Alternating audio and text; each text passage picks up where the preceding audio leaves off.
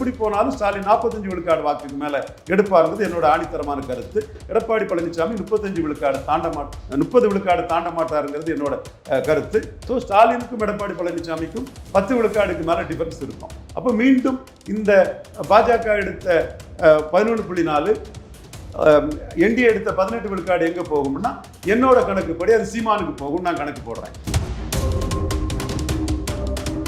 இதுல சீமானுக்கு லாபம் என்னன்னா, நீங்க தோல்வின்னு சொல்லிக்கிட்டு மக்களவை தேர்தலே கூட்டணியை உடைச்சிட்டு போனவங்க மீண்டும் நீங்க என்ன சொன்னீங்களோ அதை பற்றி கவலைப்படாம சட்டமன்ற தேர்தலில் வந்திருக்கீங்கன்னா 2வது இடத்துக்கு வந்திருக்கீங்க. 2வது இடம் உங்களை விட்டு போயிடக்கூடாது. அண்ணாமலையும் மோடியும் ஆர்டிடியும் சீமான் 210 தான் இருக்கிறாரு. அவர் ஒத்துக்கல என்றாலும் கூட ஒரு வேளையில ப்ரொஜெக்ட் பண்ணிட்டா நம்ம 3வது போயிருவோம் 20 விழுக்காடுன்னு. நீங்க 2வது இடத்தை உறுதி பண்ணதுக்கு தான் அங்கே வந்திருக்கீங்கிறதா 100% உண்மை. விஜயகாந்த் ஜெயலலிதா கம்பேரிசனும் சீமான் எடப்பாடி கம்பேரிசன். விஜயகாந்த் ஜெயலலிதா கம்பேரிசன்ல ஜெயலலிதா இடைத்தேர்தலில் போட்டியிடல. ஆனால் விஜயகாந்த் போட்டியிட்டாரு, ஒரு 25 விழுக்காடு வாக்கெல்லாம் எடுத்தாரு. எடுத்து அவர் ஜெயலலிதாவோட கூட்டணி போனது தான் ஆசைப்பட்டாரே தவிர ஜெயலலிதாவுக்கு எதிராக கடுமையான இந்த வார்த்தைகளும் சொல்லலை. களத்தில் நின்று களமாடின சீமான், களத்தை விட்டு ஓடிய கோழை டேஷ்கள்னு என்டிஏ களத்துக்குள்ள வராத விஜய எதிர்கட்சி தலைவர் எடப்பாடி பழனிசாமியை சீமான் அடிச்சார். இந்த இடத்துக்குள்ள விஜயகாந்த் இடைத்தேர்தலில் நிற்காத ஜெயலலிதாவுக்கு எதிராக விமர்சனங்களை வைக்கல. இடைத்தேர்தலில் நிற்காத எடப்பாடிக்கு எதிராக களத்தை விட்டு ஓடிய கோழை டேஷ்ங்கிற நான் சொல்ல விரும்பல அந்த வார்த்தையை. இந்த 8 விழுக்காடு 8.2 விழுக்காடு மக்களவையில் எடுத்த சீமான் இந்த 18 விழுக்காடு வாக்குல பெரும் பகுதியை அவரு எடுத்து செல்வாரு. அதுக்கு காரணம் காரணம்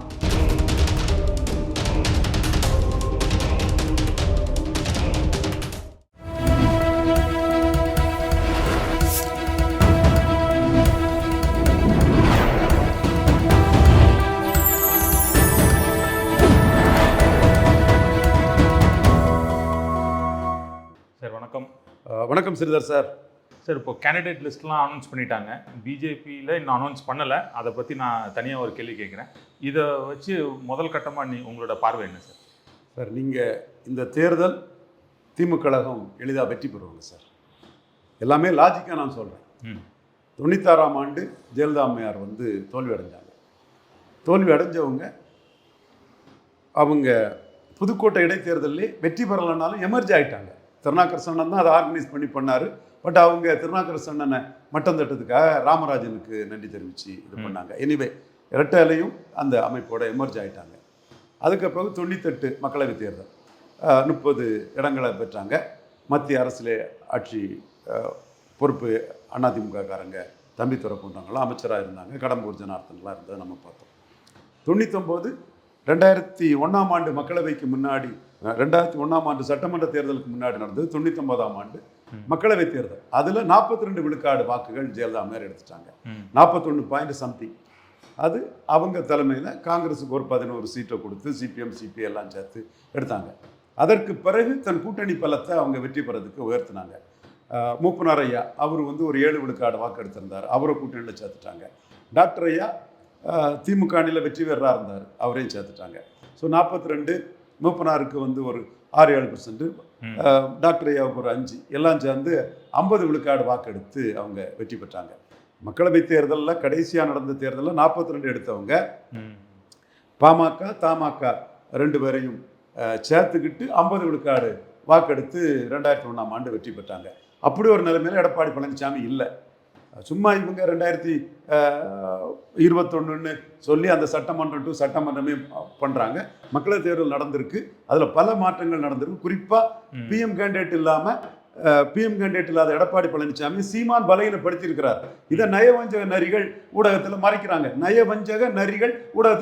அந்த நரிகளுக்கு மனச்சாட்சிக்கே விட்டுறேன் அந்த நயவஞ்சக நரிகள் யாருன்னு.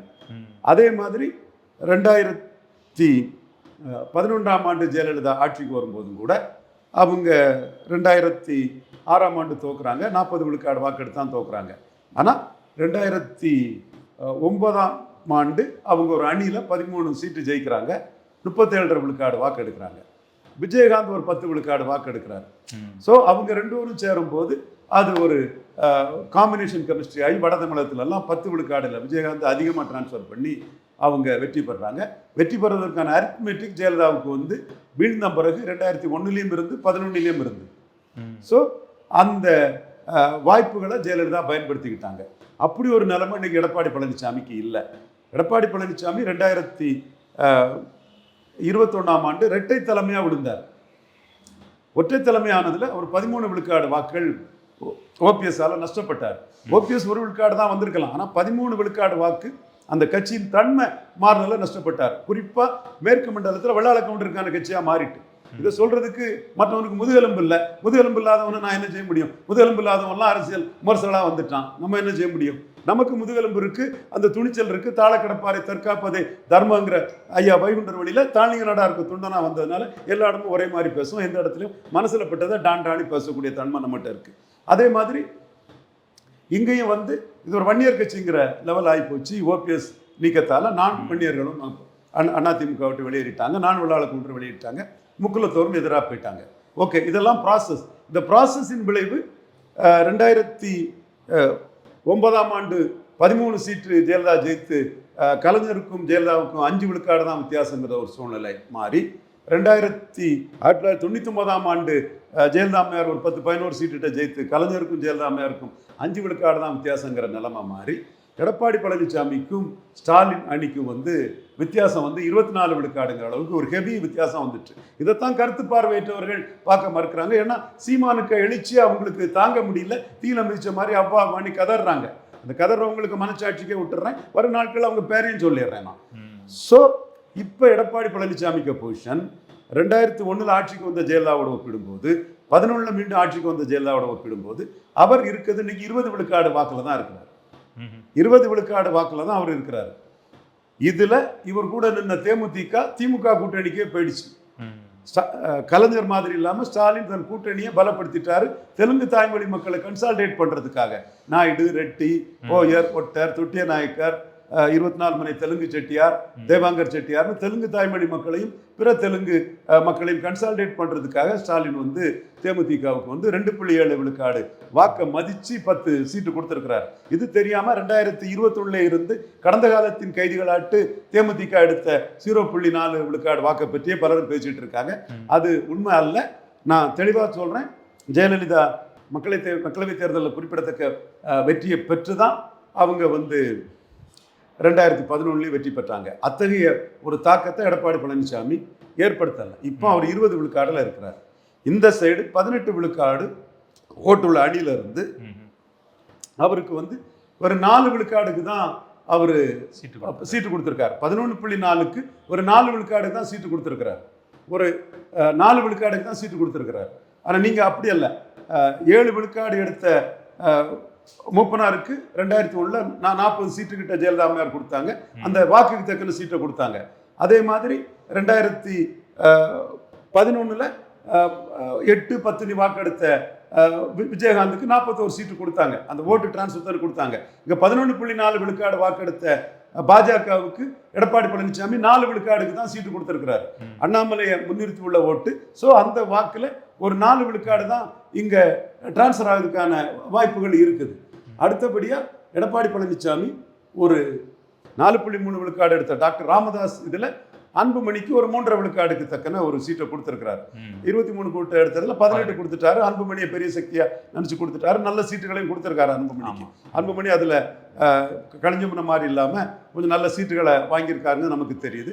அவர் தான் முக்கியம்னு அவரே மதிச்சு கொடுத்திருக்கிறார். ஸோ இது ஒரு 3.5% ஓட்டு, அது ஒரு 4 விழுக்காடு ஓட்டு. மற்றபடி உள்ள கட்சிகள் இவர் டிடிவி தினகரன் அவரை கொஞ்சம் டைல்யூட் பண்ணி தான் எடுத்தாலும் அவருக்கு உருவத்தை கொடுத்துட்டாங்க. ரெட்டை இலக்கத்தில் கொடுத்து டிடிவி தினகரனுக்கு உருவத்தை கொடுத்துட்டாங்க. வேலு கார்த்திகேயன், தேர்போகி பாண்டியன் அவரும் அவர்கிட்ட கொஞ்சம் வெயிட்டான ஆட்களுக்கு கொஞ்சம் கேண்டிடேட் கொடுத்துருக்கிறாப்புல. அதை நம்ம மதிச்சு தான் பேசணும். டிடிவி தினகரனை பொறுத்தவரை உருவம் கொடுத்துருக்காங்க. ஏன்னா அது சசிகலா, தினகரன், ஓபிஎஸ் 3 வரை அடித்ததுனால தினகரனுக்கு வந்து நீங்கள் கடைசியாக எடுத்தது ஓட்டு கம்மின்னு சொல்லி எடுத்து குறைக்காம ரெட்டை இலக்கத்தில் சீட்டை கொடுத்துட்டாங்க. ஸோ ஆல் பாசிபிலிட்டிஸ் 2011 2001 ஜெயலலிதா அணி கட்டமைச்சு எப்படி வந்தாங்களோ அதை பார்க்கும்போது எடப்பாடி பழனிசாமியால் 30 விழுக்காடு வாக்கு தாண்ட முடியாது. இதுதான் நான் தரவுகளின் அடிப்படையில் தான் சொல்கிறேன். முந்தைய காலகட்டத்தில் நடந்த சம்பவங்களின் அடிப்படையில் சொல்கிறேன். அப்போ 30 விழுக்காடு இவர் தாண்ட முடியாங்கிறது என்னோட கருத்து. அவருக்கு 20 விழுக்காடு இருக்குது. அவர் அணி உடஞ்சிடுச்சு, தேமுதிக போயிட்டாங்க, முபாரக் போயிட்டாங்க, டாக்டர் கிருஷ்ணசாமி போயிட்டார். டாக்டர் கிருஷ்ணசாமி இன்னைக்கு சொல்றது மாதிரி அவர் வந்து அதிக ஓட்டு இரட்டையில தென் மாவட்டத்தில் எடுத்தாருங்கிறது உண்மை.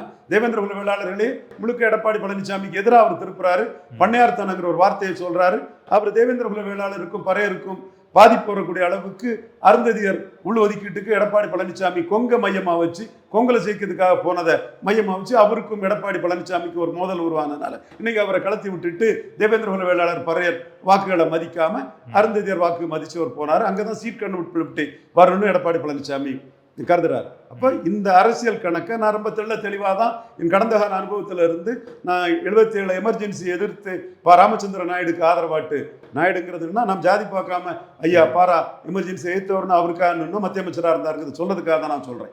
ஸோ அந்த காலகட்டத்திலிருந்து நம்ம அரசியலை வந்து உற்று நோக்கி வரும்போது இந்த தன்மைக்குள்ள எடப்பாடி பழனிசாமியால் இன்னைக்கு 30 விழுக்காடு வாக்கு தாண்ட முடியாதுங்கிறது தான் என்னோட தெளிவான பார்வை. அதுக்கு 2001 ஜெயலலிதாவையும் 99 மக்களவை தொடர்ந்து அவ அமைச்ச கூட்டணியை மையமாக வச்சு என் கருத்தை சொல்றேன். அதே மாதிரி 2011 ஜெயலலிதாவையும் 2009 தொடர்ந்து அவர் அமைச்ச கூட்டணியை வச்சு என் கருத்தை நான் சொல்றேன். பார்லிமெண்ட் எலெக்ஷனுக்கு ஒரு வேல்யூ இருக்குது, அந்த வேல்யூவை தொடர்ந்து தான் அடுத்த கட்ட அசம்பிளி எலெக்ஷன் வருதுங்கிறது தான் பார்த்தோம். ஸோ ஜெயலலிதா தோத்தவங்க மீண்டும் எமர்ஜாய் வந்த மாதிரி எடப்பாடி பழனிசாமியால் மீண்டும் எமர்ஜாய் வர முடியாது.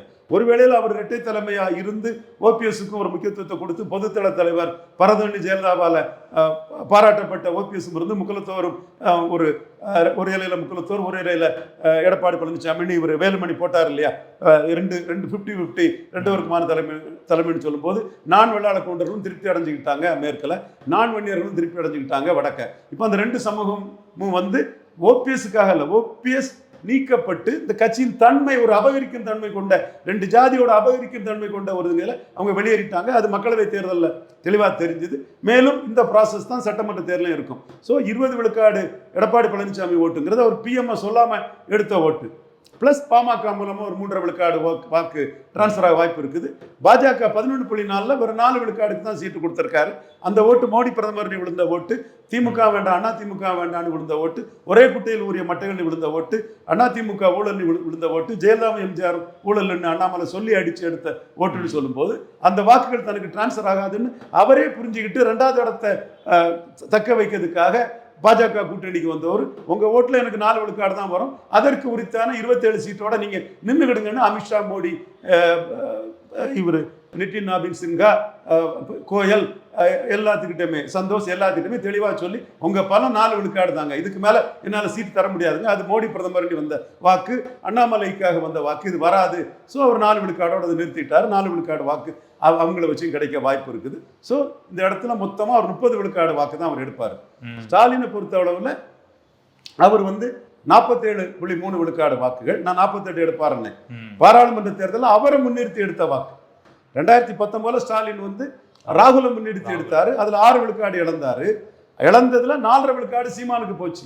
3.8 விழுக்காடு வாக்குல 2019 இருந்த சீமான் 2024 8.2க்கு போயிட்டாருன்னா ஸ்டாலின் அணி இழந்ததுல 75 விழுக்காடு, அதாவது 6க்கு 4.5 வந்து சீமான் தான் எடுத்திருக்கிறார். ஸோ இந்த வகையில ஸ்டாலின் எடுத்த 47.3க்கு பிறகு கடந்த கால அனுபவங்கள்ல இருந்து படிப்பினையா கொண்டு 2.7 விழுக்காடு எடுத்த தேமுதிகவை கூட்டணியில் சேர்த்திருக்கிறாரு. 1/2 விழுக்காடு வந்த முபாரக்கை சேர்த்திருக்காரு. நான் முபாரக்கு அமைப்பு பலம் இருக்குது, ஓட்டு விழுந்திருக்குமாங்கிறதுல எனக்கு ஒரு சந்தேகம் இருக்குது. என்றாலும் ஒரு 1/4 விழுக்காடுங்கிற ஒரு முஸ்லீம் ஓட்டு கொஞ்சம் விழுந்ததை இது பண்ணியிருக்கலாம். பிஜேபி இல்லாமல் இருந்தனால ஒரு 1/4 முஸ்லீம் ஓட்டு விழுந்திருக்கலாம். அது வந்து இப்போ மைனஸ் ஆகும்னு அதை எடுத்துக்கலாம், ஒரு 4% கூட எடுத்துக்கலாம், ரொம்ப பெருசாக கொடுக்கலனாலும் கூட. தென் கிருஷ்ணசாமி அவர் தேவேந்திர குல வேளாளர் வாக்கில் தென் மாவட்டத்தில் ரெட்டையில நான் தான் அதிகம் ஓட்டு எடுத்தேன், திருநெல்வேலியில் எடுத்த 8 விழுக்காடு ஓட்டுலேயே தேவேந்திர குல வேளாளர் ஓட்டு இல்லைன்னா நீங்கள் 4 தான் எடுத்திருப்பீங்கன்னு ஷியாம் கிருஷ்ணசாமியும் சொல்கிறதையும் நம்ம பார்க்குறோம். ஸோ இந்த கணக்குக்குள்ள ஸ்டாலின் 47.3 ப்ளஸ் தேமுதிக 2.7 முபாரக்கு எல்லாம் சேர்ந்து இது ஓபிஎஸ் உள்ள வந்திருக்கிறதுனால ஒரு விழுக்காடுன்னு சொல்லும்போது ஸ்டாலினோட ஸ்ட்ரென்த் வந்து 51 விழுக்காடு கிட்ட இருக்குது. 51 விழுக்காடு வாக்கில் ப்ரோ இன்கம்பன்சி ஆன்டி இன்கம்பன்சின்னு பார்த்தா கூட மேக்சிமம் ஆன்டி இன்கம்பன்சி வந்து ஒரு 3% ஓட்டு இருந்தாலும் கூட அவர் வந்து 45 விழுக்காடு வாக்குக்கு மேலே ஸ்டாலின் எடுப்பாருன்னு நான் ஆணித்தரமாக என்னோட கடந்த கால அனுபவங்கள் இருந்து என்னோட இதை சொல்கிறேன். பாண்டியன் போன்ற தஞ்சாவூர் அரசியல் விமர்சகர்கள் 71 மாதிரி பெரிய ஸ்வீப் வரும் 50 தாண்டுவாருங்கிற கருத்தையும் பாண்டியன் போன்றவங்க ப்ரோ இன்கம்பன்சிங்கிற ஆங்கில ஸ்டாலினுக்கு எதிர்ப்பு இல்லை, கலைஞருக்குள்ள எதிர்ப்பு ஸ்டாலினுக்கு இல்லைங்கிறத என் நண்பர் அட்வொகேட் பாண்டியன் போன்றவங்க சொல்கிறாங்க. என்னோட கருத்தா நான் வந்து ஜெயலலிதா அம்மையார் 2014 மக்களவையில் எடுத்தது 45 விழுக்காடு வாக்குகள், அவங்க சட்டமன்றத்தில் எடுத்தது 41 விழுக்காடு வாக்குகள், 4 விழுக்காடு வாக்கு பார்லிமெண்ட்டுக்கும் சட்டமன்றத்துக்கும் இடையில இழந்தாங்க. அவங்கள முன்னிறுத்தி நடந்த பார்லிமெண்ட் எலெக்ஷன் தான். அதே மாதிரி ஸ்டாலினை முன்னிறுத்தி நடந்த பார்லிமெண்ட் எலெக்ஷன் தான். எந்த சிச்சுவேஷன்லையும் ஜெயலலிதா அளவுக்கு பார்லிமெண்ட்டில் அதிகார பலத்தை ஸ்டாலின் காட்டலை. ஸோ எப்படி போனாலும் ஸ்டாலின் 45 விழுக்காடு வாக்குக்கு மேலே எடுப்பாருங்கிறது என்னோட ஆணித்தரமான கருத்து. எடப்பாடி பழனிசாமி 35 விழுக்காடு 30 விழுக்காடு தாண்ட மாட்டாருங்கிறது என்னோட கருத்து. 30 தான் என்னோட கருத்தாக போடுறேன். ஸோ ஸ்டாலினுக்கும் எடப்பாடி பழனிசாமிக்கும் 10 விழுக்காடுக்கு மேலே டிஃபரன்ஸ் இருக்கும். அப்போ மீண்டும் இந்த பாஜக எடுத்த 11.4 என்டிஏ எடுத்த 18 விழுக்காடு எங்கே போகும்னா என்னோட கணக்குப்படி அது சீமானுக்கு போகும். நான் கணக்கு போடுறேன். அந்த கணக்கு நான் போடுறதுக்கு காரணம் என்னென்னா, ஃபர்ஸ்ட் பாயிண்ட், சீமான் வந்து கொள்கை உறுதி கொண்ட தலைவர், உறுதியான நிலைப்பாடு கொண்டவர், ஆக்சிலேட்டிங் மைண்டு கிடையாது. எடப்பாடி பழனிசாமி மக்களவை தேர்தலிலே பாஜக மைனஸ்ன்னு சொன்னார். இவர் சிபி சண்முகம் முஸ்லீம் ஓட்டு வரல, பரையர் ஓட்டு வரலன்னு சொன்னார். ரெக்கார்டு இருக்குது, என்கிட்ட ஆதாரம் இருக்குது. எந்த கோர்ட்லையும் எங்கேயும் வந்து நிரூபிப்பேன். சிபி சண்முகத்திட்ட கிராஸ் கொஸ்டின் கேட்பேன். அதெல்லாம் விட்டு வைக்க மாட்டோம். எடப்பாடிக்கு அடியாளா தான் வராரு. அவர் ஒரு அம்பு தான். அம்பை போட்டு நம்ம ஏன் நோவானேன், அம்பை விட்டுறலாம். அது பண்ணது எடப்பாடி பழனிசாமி, சிபி சண்முகம் தான். என்ன ஹராஸ் பண்ணுறதுக்கு நீங்கள் மோடிக்கு எதிராக மத முரண்பாடு சொல்லும்போது உங்களுக்கு ஜாதி முரண்பாடு இருக்குது, வன்னியர் இல்லாதவரும் வெள்ளாளக்கூண்டர் இல்லாதவரும் உங்கள்கிட்ட எதிராக இருக்காங்க, நீங்கள் அபகரிக்கும் தன்மையில் இருக்கிறீங்கன்னு நான் வெளிப்படையாக சொன்னேன். இன்றைக்கி அதில் எனக்கு மாறுபட்ட கருத்து இல்லை. நான் நீதிமன்றத்தில் சந்திக்க தயாராக இருக்கிறேன் அதை. ஸோ சிபி சண்முகம் அந்த கருத்தை சொன்னார். செங்கோட்டையன் அந்த கருத்தை முன் வச்சார். அதே மாதிரி ஜெயக்குமார் அந்த கருத்தை முன் வச்சதை நம்ம பார்த்தோம். இதில் சீமானுக்கு லாபம் என்னன்னா, நீங்கள் தோல்வின்னு சொல்லிக்கிட்டு மக்களவை தேர்தலே கூட்டணியை உடைச்சிட்டு போனவங்க மீண்டும் நீங்கள் என்ன சொன்னீங்களோ அதை பற்றி கவலைப்படாமல் சட்டமன்ற தேர்தலில் வந்திருக்கீங்கன்னா 2வது இடத்துக்கு வந்திருக்கீங்க. 2வது இடத்துக்கு நீங்கள் உங்களை உறுதிப்படுத்துறதுக்கு வந்திருக்கீங்க. 2வது இடம் உங்களை விட்டு போயிடக்கூடாது. அண்ணாமலையும் மோடியும் ஆர்டிடியும் சீமான் 214 தான் நிற்கிறாரு. அவர் ஒத்துக்கலை என்றாலும் கூட ஒரு வேளையில் ப்ரொஜெக்ட் பண்ணிட்டா நம்ம 3வது போயிடுவோம் 20 விழுக்காடுன்னு. நீங்கள் 2வது இடத்தை உறுதி பண்ணதுக்கு தான் அங்கே வந்திருக்கீங்கிறதா 100% உண்மை. ஜெயலலிதா மாதிரி ஜெயிக்கிறதுக்கான வீகத்தை 2001 ஜெயலலிதா பண்ண ஜெயிக்கிறதுக்கான வீகத்தையோ 11 ஜெயலலிதா பண்ண ஜெயிக்கிறதுக்கான வீகத்தையோ நீங்கள் பண்ணலைங்கிறதா உண்மை. அந்த வகையில் தான் இன்னைக்கு ஸ்டாலின் வந்து உறுதியாக வெற்றி பெறணுங்கிற அடிப்படையில் 47.3 + 2.7 + முபாரக் ப்ளஸ் ஓபிஎஸ்ன்னு அவர் அணி அமைக்கிறார். கிருஷ்ணசாமியை கூட சேர்த்திருப்பார். கிருஷ்ணசாமி எக்ஸசிவ் ஆன்டி டிஎம்கே பண்ணதுனால அது வேண்டாங்கிற லெவலில் கிருஷ்ணசாமியை சேர்க்கல. அல்லது அவரும் 1/2% ஓட்டு எடுத்த ஒரு தலைவர் தான். இவர் சட்டமன்ற தேர்தலை வச்சு கிருஷ்ணசாமியை மதிப்பிடக்கூடாது. மக்களவையில் 1/2% ஓட்டு அவர் வந்திருக்கிறாரு. ஏன் 36,000 ஓட்டு எடுத்த கிருஷ்ணசாமிக்கு தான் நீங்கள் ஒரு எம்பி தென்காசியில் கொடுத்தீங்க. ஸோ இந்த சிச்சுவேஷனுக்குள்ள சீமானுக்கு வளர்ச்சி விகிதம்ங்கிறது எடப்பாடி பல்ட்டி அடித்து காங்கிரஸும் பாஜகவுக்கு நாட்டுக்கு தேவையில்லைன்னு மக்களவையில் சொன்னவர் சட்டமன்றத்தில்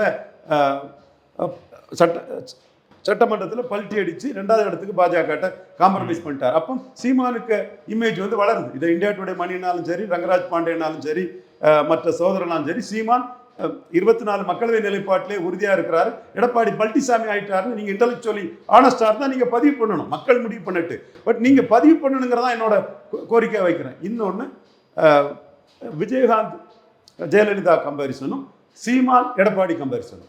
விஜயகாந்த் ஜெயலலிதா கம்பேரிசனில் ஜெயலலிதா இடைத்தேர்தலில் போட்டியிடலை. ஆனால் விஜயகாந்த் போட்டியிட்டார். ஒரு 25 விழுக்காடு வாக்கெல்லாம் எடுத்தார். எடுத்து அவர் ஜெயலலிதா கூட கூட்டணி போகணுன்னு தான் ஆசைப்பட்டாரே தவிர ஜெயலலிதாவுக்கு எதிராக கடுமையான எந்த வார்த்தைகளும் சொல்லலை. ஆனால் சீமான் ஈரோடு கிழக்கு இடைத்தேர்தலில் பெரியார் மண்ணா பெரியாரே மண்ணான்னு தேர்தலை சந்திச்சார். திராவிடமா தமிழ் தேசியமான தேர்தலை சந்திச்சார். ஸ்டாலினா சீமானான்னு தேர்தலை சந்திச்சார். களத்துக்குள்ள நின்னார். களத்தில் நின்று களமாடின சீமான் களத்தை விட்டு ஓடிய கோழை டேஷ்கள்னு என்டிஏ களத்துக்குள்ள வராத விஜய எதிர்கட்சி தலைவர் எடப்பாடி பழனிசாமியை சீமான் அடித்தார். இந்த இடத்துக்குள்ள விஜயகாந்த் இடைத்தேர்தலில் நிற்காத ஜெயலலிதாவுக்கு எதிராக விமர்சனங்களை வைக்கல. இடைத்தேர்தலில் நிற்காத எடப்பாடிக்கு எதிராக களத்தை விட்டு ஓடிய கோழை டேஷ்ங்கிற, நான் சொல்ல விரும்பல அந்த வார்த்தையை. அப்போ கூட்டணி போறதுக்காக அவர் சொன்னார் சீமான், உங்களை அடிச்சு தூக்குவேன், தட்டி தூக்குவேன். 3 எலெக்ஷன்ல உங்களை பலவீனப்படுத்தியிருக்கேன். 4வது எலெக்ஷன்ல நீங்க நிலைப்பாட்டில இருந்து மாறிட்டீங்க. நான் கொள்கை உறுதியில நிலைப்பாட்டில் இருக்கிறேன். நீங்க களத்துக்குள்ள வரல. களத்துக்குள்ள வரலன்னா அது வீக்னஸ் தான். நான் பாதிப்படைவு செய்வேன்னு சீமான் இருக்கிறார். ஸோ இந்த 8 விழுக்காடு 8.2 விழுக்காடு மக்களவையில் எடுத்த சீமான் இந்த 18 விழுக்காடு வாக்குல பெரும் பகுதியை அவர் எடுத்து செல்வார். அதுக்கு காரணம் காரணம் விக்கிரவாண்டியில பாமகவை நம்பி நின்ன என்டிஏ ஈரோடு கிழக்குல நிற்காதது. அப்போ களத்தை சீமான் கிட்ட லீடர்ஷிப்பை கோட்டை விடுறீங்க. அண்ணாமலை மேல உள்ள பொறாமையில வானதி சீனிவாசன், தமிழிசை சவுந்தரராஜன், ப்ரொஃபசர் சீனிவாசன், இப்படி பலரும், சிபி ராதாகிருஷ்ணன், பலரும் பொறாமையிலும் காழ்ப்புணர்ச்சியிலும் சீமான் கிட்ட அந்த லீடர்ஷிப்பை விட்டுட்டு போறீங்க. உங்களுக்கு தெம்பு திராணி இருந்தா ஈரோடு கிழக்குல நின்று இருக்கணுமா வேண்டாமா? விக்கிரவாண்டியில எப்படி நின்னீங்க? வீர வன்னியர்களை நம்பி நின்னீங்க. அப்ப நீங்க ஈரோடு கிழக்குல ஏன் நிக்கல? சோ அந்த இடம் தான் ஆர்கே நகர்ல சீமான் தமிழ் தேசியம் வீழ்ந்து இந்துத்துவா எழும்புது பாருங்க. அதே மாதிரி ஈரோடு கிழக்குல தான் சீமான் எழும்புறாரு. இதை ஊடகத்தில் அது இடைத்தேர்தல் தான் எண்ணி மறைக்கிறாங்க. மறுக்க வரலன்னா ஜெயலலிதாவும் அப்படி சந்திச்சவங்க தானே. விஜயகாந்த் ஜெயலலிதாவை விமர்சனம் பண்ணலையே. சீமான் எடப்பாடி ஈர்ப்பு சக்தி ஏற்றவர், 2 ஜாதி கட்சியாட்டு அபகரிக்கும் தன்மை கொண்டவர்னு அடிக்கத்தானே செய்யறாரு. முக்குலத்தோர் எடப்பாடிக்கு வாக்களிக்க கூடாதுன்னு சீமான் நீங்க சசிகலா, தினகரன், ஓபிஎஸ் காலி பண்ணனால தான் இப்போ 4.5 வருஷம் இருந்தபோது தேவருக்கு பாரத ரத்னா கொடுக்காதவங்க இப்போ பாரத ரத்னா சொல்றீங்கன்னு எடப்பாடியை பலகீனப்படுத்திட முடியும். இந்த 18 விழுக்காடு வாக்குக்குள்ள தான் பெரும்பகுதி எடுத்து எடப்பாடியை பலகீனப்படுத்தி வளர முடியும்னு சீமான் கருதுறாரு. இதை நீ பதிவு பண்ணணுமா இல்லையா? ரங்கராஜ் பாண்டியனாலும் சரி, துக்ளக் ரமேஷ்னாலும் சரி, இந்தியா டுடே மணினாலும் சரி, இதை பதிவு பண்ணலைன்னா நீங்க அறிவு நாணயமற்றவர்கள், இன்டலெக்சுவலி டிஸ்ஆனஸ்ட். நாளைக்கு நீங்க இது எஃபெக்ட் ஆகாது. ரவீந்திரன் துரைசாமி மாதிரி ஒன்றும் சொல்ற மாதிரி ஒன்றும் இல்லை. ரவீந்திரன் துரைசாமி சொல்றாரு, அது சொல்லுங்க, நான் மறுக்க வரல. ஆனா நடந்த விஷயத்தை நீங்க மறைக்க கூடாது இல்லையா? விஜயகாந்த் ஜெயலலிதாவோட கூட்டணி போறதுக்கு இருந்தாரு. சீமான் 3 முறை எடப்பாடியை பலகீனப்படுத்தினவன், 4வது முறையும் பலகீனப்படுத்துவன்னு உறுதியா இருக்காருங்கிறத நீங்க பதிவு பண்ணணுங்கிறது தான் உங்களுடைய இன்டெலெக்சுவல் ஆனஸ்டியை நிரூபிங்கன்னு நான் கேட்கிறேன். சவுக்கு சங்கர் இதை கேட்க விரும்பல, பட் இந்த 3 வட்டையும் நான் அதை கேட்கிறேன். ஸோ சவுக்கு சங்கர் எடப்பாடிக்கு ஆதரவாட்டு திமுகவில் பாதிக்கப்பட்டவர், அந்த பாதிப்போட வேகம் அவர்கிட்ட இருக்குது. அவர் அந்த வகையில் எடப்பாடி தான் ஸ்டாலினுக்கு போட்டியாளர்னு எடப்பாடியை ப்ரொஜெக்ட் பண்ணுவார். அது அவருக்கு தன்மை அப்படி தான் இருக்கும். நான் அதை குறை சொல்லலை. என் தம்பி சூப்பர் ஸ்டார் தான் இன்னைக்கும், அதை நான் குறை சொல்ல வரல. ஆனால் நீங்கள் இதை பதிவு பண்ணணுமா வேண்டாமா? அதுதான் என்னோட பார்வையாக வைக்கிறேன். ஸோ இந்த களம்ங்கிறது எடப்பாடி பழனிசாமியை சீமான் பலகீனப்படுத்தி மேலும் வளருவார்.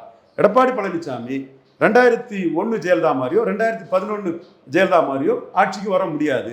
அவரோட வாக்கு வீதம் 30 விழுக்காடை தாண்டாதுங்கிறது என்னுடைய ஆணித்தரமான கருத்து. அதற்கு 2001ஐயும் 99 to 2001ஐயும் 2009 to 2011ஐயும் தரவுகளோட ஒரு டீப் அனாலிசிஸோட நான் முன்வைக்கிறேன். இதை தமிழ்கூர் நல்லுறத்தில் உள்ள நடுநிலையாளர்கள் இதை பாருங்க, ரிசல்ட்டில் என்ன வருதோ அதுக்கு பிறகு நான் சொன்னது சரியா தப்பாங்கிறது பாருங்க. இதுதான் மேக்ரோ விஷயம். நீங்கள் 2001க்கும் 2011க்குள்ள வேறுபாடு 2026 என்னங்கிறது நான் சொன்னது எடப்பாடி பழனிசாமி ஐயாவுக்கும் தெரியும். 2வது இடத்துக்கு தானே அவர் வராரு. முக ஸ்டாலினுக்கும் தெரியும். அவர் 71 கலைஞர் மாதிரிப்பட்ட ஒரு சுச்சுவேஷன் தனக்கு இருக்குங்கிறத அவர் உணர்றாரு. நான் அந்த அளவுக்கு நான் கொடுக்கல, பட் 45+ வந்துடுவார் நான் கொடுக்குறேன். ஓகே சார், நன்றி சார். நன்றி.